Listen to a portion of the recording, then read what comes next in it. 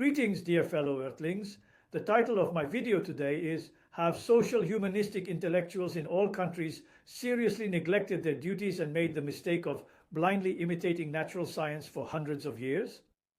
The script of this video is written in the critique method with the greatest love. The purpose of this video, which will give the most intense critique of social humanistic intellectuals in all the countries, is out of the greatest love. In the human activities of avoiding man-made huge disasters and making the world better, social humanities not only should but also could play a much bigger and more important role than they do now, and social humanistic intellectuals would also live and work more happily because of their greater contribution to the society. As the saying goes, a fortress is most easily breached from within. Martin Luther, the German pastor, was very familiar with religious issues, so he was able to launch the Reformation.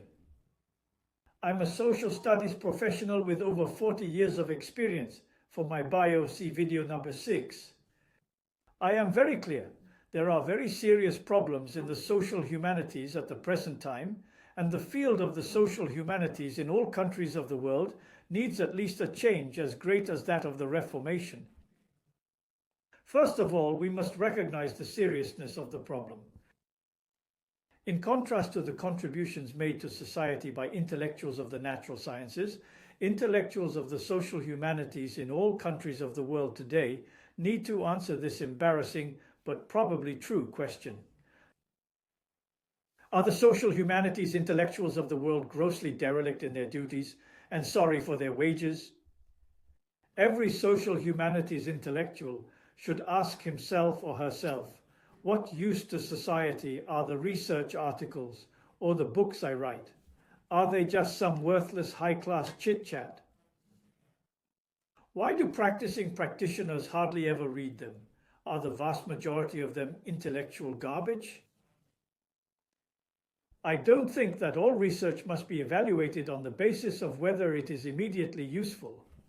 What I am saying is that researches in the social humanities have not been as useful as it should have been and could have been for centuries. This situation must and can be changed as soon as possible. Here are my answers to the above embarrassing questions. First, reasons for social and humanistic intellectuals to apologize for their salaries. 1. Intellectuals are a profession that creates and disseminates scientific knowledge for mankind as a means of livelihood.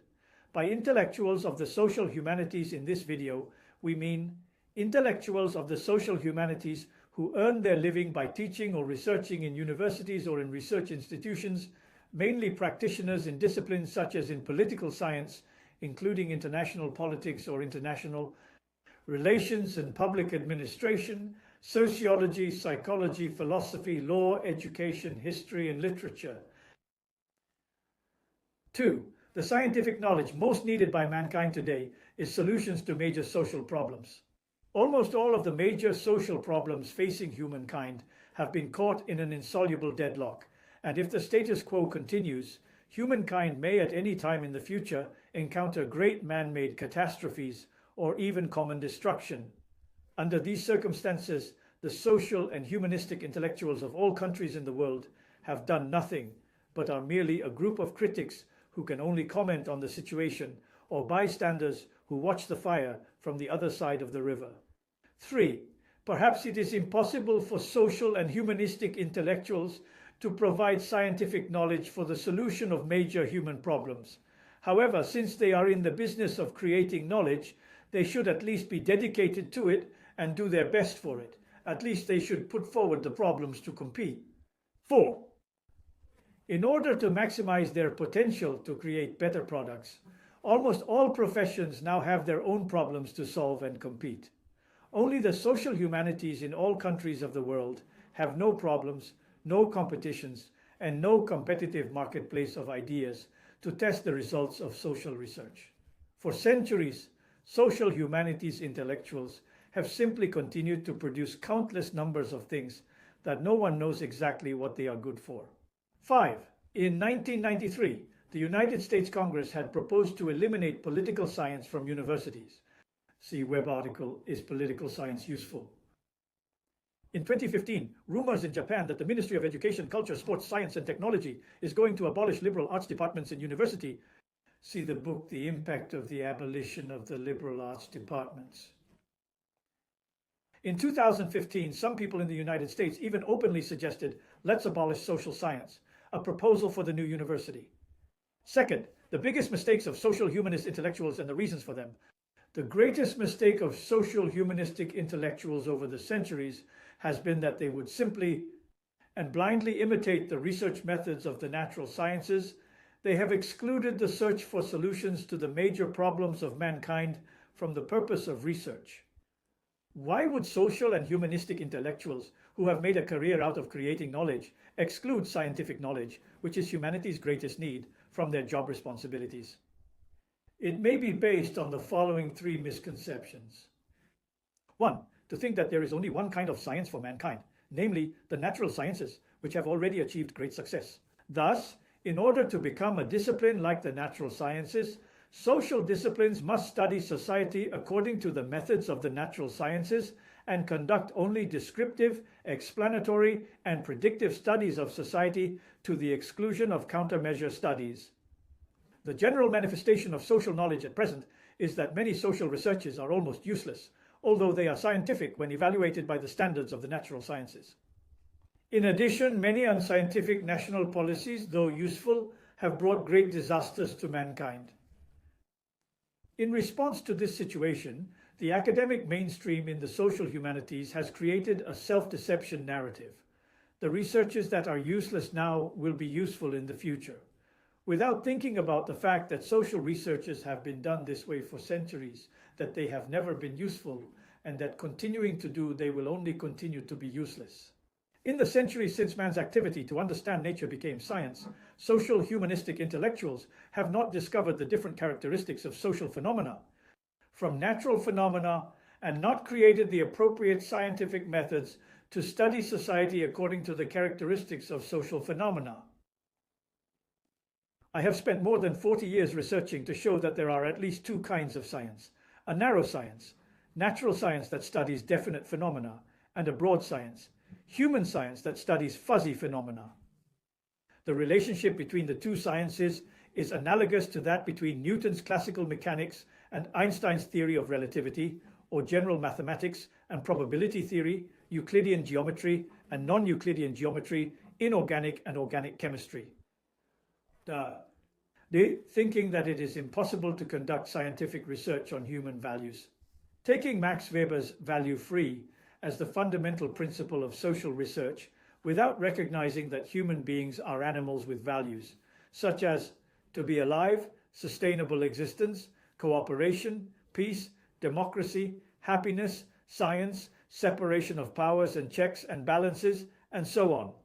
The exclusion of value from social studies is equivalent to all social humanities, which can only be disciplines that are of no value to humanity.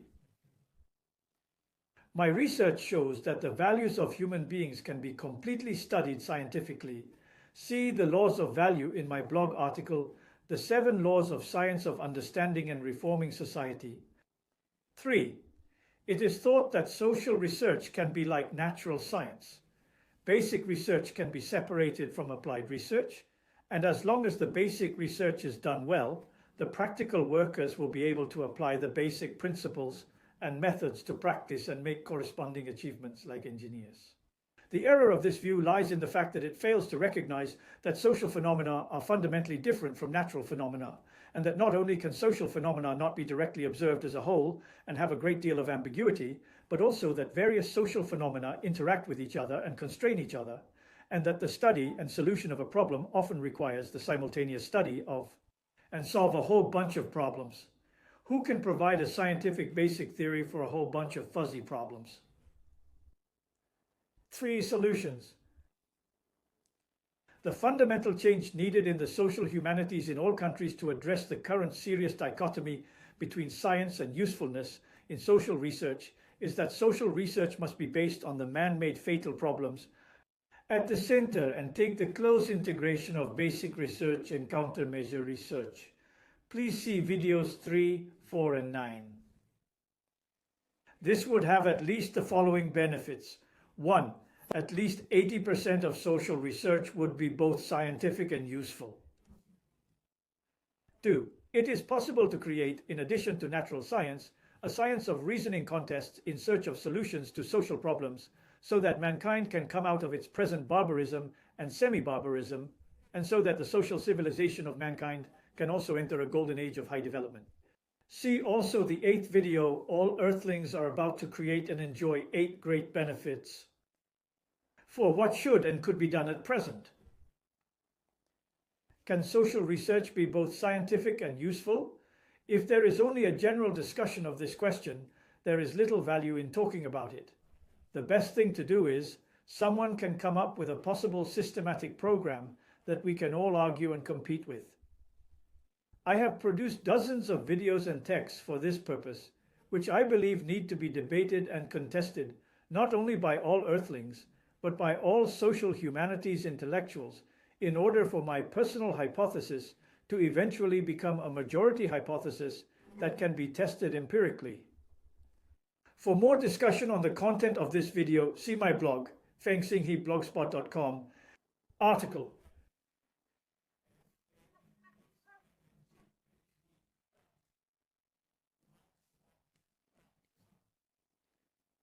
The fatal errors of the social humanistic intellectuals of all countries in the revolution of mankind science. If you would like to work with us to create the Center for Research on Theories and Countermeasures for Sustainable Human Survival, please send an email to fengsingheblogspot.com. Well, that's it for this video. Thank you.